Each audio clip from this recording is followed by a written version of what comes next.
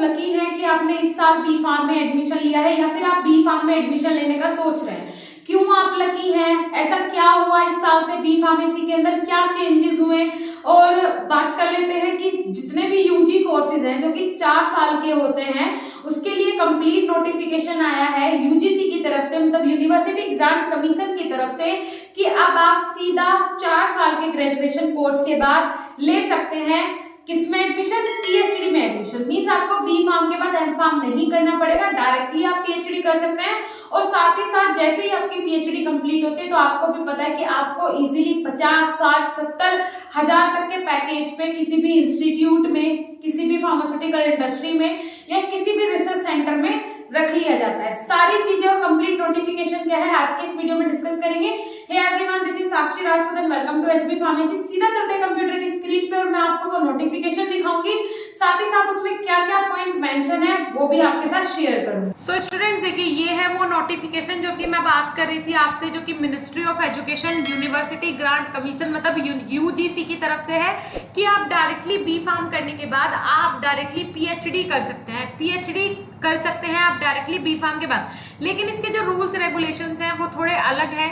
जैसे कि M farm करने के बाद कोई भी बंदा पीएचडी कर सकता है, उसी तरीके से यहाँ पे जो बंदे बी फार्म करने के बाद पीएचडी करेंगे उनके लिए जो रूल्स रेगुलेशंस है, जो क्राइटेरियाज हैं वो थोड़े से डिफरेंट है, थोड़े से अलग है। अब क्या है वो क्राइटेरियाज, वो मैं आपको सारी चीजें यहाँ पे क्लियर करने वाली हूँ। तो यहाँ पे देखिए ये आया है पीएचडी आप एम फार्म के बाद आप बी फार्म के बाद कर सकते हैं, जिसमें कि आपको एम फार्म नहीं करना पड़ेगा।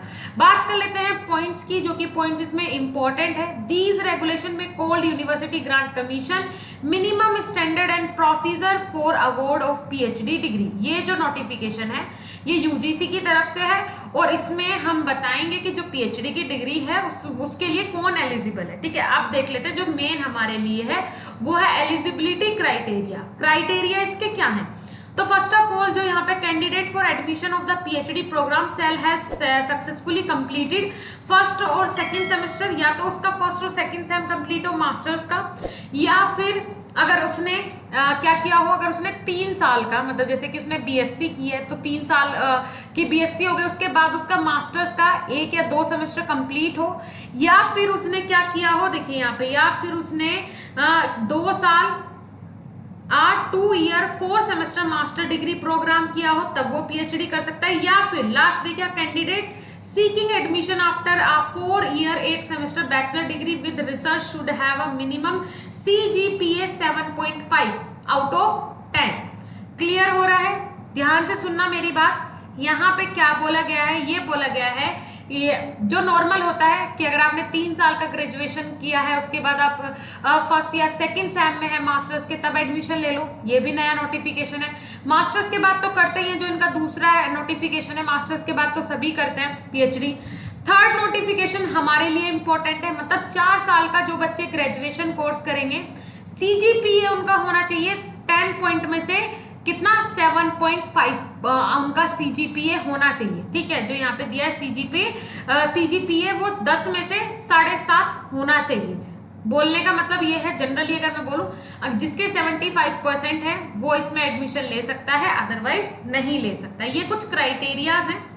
बात कर लेते हैं जो नेक्स्ट यहाँ पे है एज रिलैक्सेशन, क्योंकि गवर्नमेंट की पॉलिसी है, इसका मतलब एज रिलैक्सेशन मिलनी है। तो 5% यहाँ पे मार्क्स का एज रिलैक्सेशन दिया गया है, और उसके बाद यहाँ पे मतलब जैसे कि 55% हो गया, उसके बाद यहाँ पे 50% हो गया। तो ये किसके लिए रिलैक्सेशन दिया गया है? ठीक है, एससी एसटी और ओबीसी कैटेगरी के जो पर्सन है उनके लिए यहाँ पे क्या दिया गया है, ये रिलैक्सेशन दिया गया है। ठीक है, उसके बाद बात कर लेते हैं यहाँ पे जो नेक्स्ट यहाँ पे आपका आ जाता है क्या, ड्यूरेशन ऑफ प्रोग्राम। जो ड्यूरेशन ऑफ प्रोग्राम हो रहेगा, सबसे पहले तो यहाँ पे बोला गया है जो यूजीसी है, जो उसके यूजीसी यूनिवर्सिटी ग्रांट कमीशन ने जो ये निकाला है, इसमें क्लियरली यूनिवर्सिटीज को बोला गया है, जो यूनिवर्सिटीज पीएचडी करवाती हैं उन्हें बोला गया है कि या तो आप अपना खुद का एंट्रेंस टेस्ट ले इसमें एडमिशन के लिए, या फिर गवर्नमेंट के थ्रू जो होता है उसके थ्रू आप इसमें एडमिशन ले। एनईटी जो होता है, नेशनल लेवल पे टेस्ट होता है, उसके थ्रू आप ले। ठीक है, नीट पे मत पहुंच जाना, नेट होता है जो कि स्टेट गवर्नमेंट के अंडर आता है, तो उसके थ्रू आप इसमें एडमिशन लें।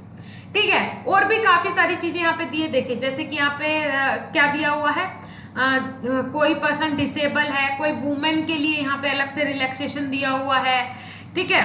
काफी सारी चीजें इसमें दी हुई हैं। उसके बाद यहाँ पे प्रोसीजर ऑफ एडमिशन, तो देखिए यहाँ पे ये है यहाँ पे एंट्रेंस टेस्ट, जो कि मैंने आपसे बोला था नेट, तो इसके थ्रू आप एडमिशन ले, या फिर यूनिवर्सिटी इसको बोला है कि आप अपने थ्रू पे एंट्रेंस एग्जाम ले, जो कि बैचलर करके आए हैं। जिसे भी पीएचडी में एडमिशन लेना तो आप अपने लेवल पे उसका एंट्रेंस टेस्ट लें और उसके थ्रू ही आप एडमिशन करवाएं डायरेक्ट पीएचडी में, ठीक है। अब बात कर लेते हैं कि ये फाइनली जारी कब से होगा, फाइनली लागू कब से होने वाला है। तो 2023 से ये फुलफिल हो जाएगा, फाइनल हो जाएगा, पता चल जाएगा कौन सी यूनिवर्सिटी डायरेक्ट बी फार्म के बाद अगर आपको पीएचडी में एडमिशन लेना है तो कौन सी वो यूनिवर्सिटी है जहां से आप ये कर सकते हैं। तो 2023 से आप इसमें एडमिशन ले सकते हैं। काफी सारा इन्होंने इसमें नोटिफिकेशंस पे नोटिफिकेशंस दिए हैं, साथ ही साथ काफी बड़ा ये पीडीएफ है। अगर मैं बात करूं इसमें इंस्ट्रक्शंस की तो काफी ज्यादा है। ये मैं आपको अपने टेलीग्राम ग्रुप में प्रोवाइड करवा दूंगी। जो मेन था, जो आपके लिए इंपॉर्टेंट था,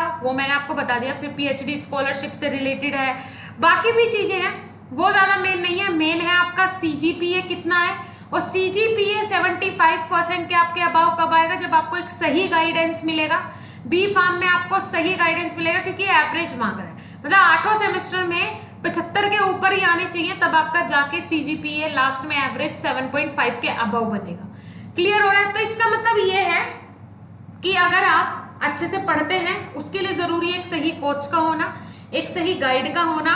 उसके लिए आप हमारी ऐप बीएसपी फार्मेसी जाके विजिट करो, क्योंकि हम वहां पे आपको फार्मा का कंप्लीट स्टडी मटेरियल प्रोवाइड करवाते हैं। बी फार्मा मतलब बीएसपी फार्मेसी, बी फार्मा मतलब बीएसपी फार्मेसी, ये आपको याद रखना है। जाके विजिट करो, बेहतरीन टीचर्स वहां पे आपको पढ़ा रहे हैं। साथ ही साथ डेमो लेक्चर्स देखो, जो आपको नोट्स मिलने वाले हैं उनका डेमो देखो, पीडीएफ पहले चेक करो, उसके बाद कोर्स ज्वाइन करो। हम नहीं बोलते कि आप एकदम से कोर्स ज्वाइन करो, बिल्कुल जरूरत नहीं है। पहले डेमो देखो, अगर आपको लगता है आपके लिए बेनिफिशियल है। डेली बेसिस पे टेस्ट हो रहे हैं, जो बच्चे ज्वाइन होंगे कोर्स में उनको पता होगा, डेली बेसिस पे वहां पे लाइव क्लास हो रही है, डेली बेसिस पे टेस्ट हो रहे हैं, ठीक है, जिसके बारे में सर बताते हैं। फिर हफ्ते में एक दिन टेस्ट करवाते हैं, आपको वो सोल्व करना होता है, फिर उसके बाद आपको मार्किंग मिलती है। क्लियर है। सो इस तरीके से काफी सारी एक्टिविटीज हमारे एप्लीकेशन पे हो रही है। जाके एक बार विजिट जरूर करें, विजिट करने का कोई पैसा नहीं है, जाओ विजिट करो। अच्छा लगे तो वीडियो को भी लाइक कीजिएगा, अच्छा लगे तो कोर्स में ज्वाइन जरूर होइएगा, सब्सक्रिप्शन जरूर लीजिएगा।